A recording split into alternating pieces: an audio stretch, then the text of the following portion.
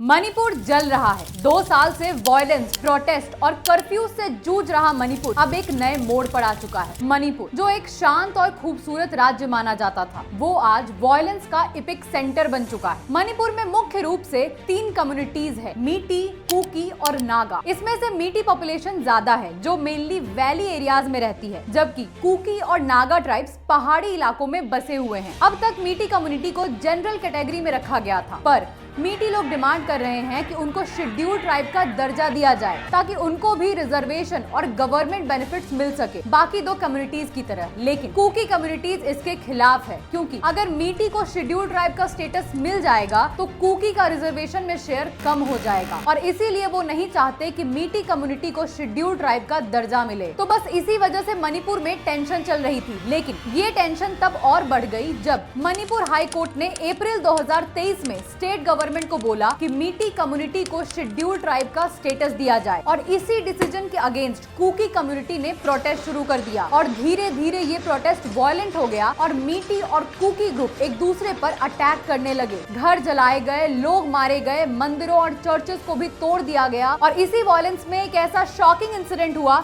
जिसने इंटरनेट को हिला कर रख दिया। मणिपुर से एक वीडियो वायरल हुई जिसमें कुकी कम्युनिटी की 2 औरतों को हाफ नेकेड करके परेड कराया गया, और उसके बाद से वायलेंस बहुत बढ़ गया और बहुत से लोगों की जानें भी चली गई। 9 फरवरी 2025 को मणिपुर के chief minister N Biren Singh ने अपने पद से इस्तीफा दे दिया, क्योंकि बीजेपी के अपने ही एमएलएज ने उनका साथ छोड़ दिया। 18 बीजेपी के एमएलएज दिल्ली चले गए और मांग करने लगे कि बीरेन सिंह को सीएम के पद से हटाया जाए, और ऑपोजिशन भी अपनी आवाज उठाने लगी कि इतने वायलेंस के बाद भी बीरेन सिंह सीएम क्यों बने हुए हैं। तो ऑपोजिशन का आवाज उठाना तो समझ आता है, लेकिन अपने ही बीजेपी के एमएलएज बीरेन सिंह के खिलाफ क्यों हो गए थे? तो इसकी वजह थी एक ऑडियो क्लिप। बीरेन सिंह का एक ऑडियो क्लिप लीक हो गया था, जिसमें वो बोल रहे थे कि मीटी ग्रुप को बोलो कि स्टेट गवर्नमेंट के पास जो आर्म्स और एमुनिशन है उसको लूट ले, ताकि वायलेंस फैले। ये ऑडियो क्लिप के लीक होने के बाद बीजेपी के एमएलएज आवाज उठाने लगे और बीरेन सिंह को रिजाइन करने को बोले, और ऑपोजिशन में बैठी कांग्रेस भी नो कॉन्फिडेंस मोशन लाने की तैयारी करने लगी। नो कॉन्फिडेंस मोशन एक पार्लियामेंट्री प्रोसीजर होता है जिसमें ऑपोजिशन या रूलिंग पार्टी के डिससैटिस्फाइड मेंबर्स सरकार पर भरोसा ना होने का प्रस्ताव रखते हैं, और अगर ये मोशन पास हो जाए तो सिटिंग गवर्नमेंट गिर जाती है और उसे रिजाइन करना पड़ता है। तो बीरेन सिंह को लग रहा था कि अगर नो कॉन्फिडेंस मोशन का प्रस्ताव रखा गया तो ऐसे भी उनको रिजाइन करना ही पड़ेगा। इसीलिए उन्होंने पहले ही 9 फरवरी को रिजाइन कर दिया, और बीरेन सिंह के इस्तीफा के 4 दिन बाद ही 13 फरवरी 2025 को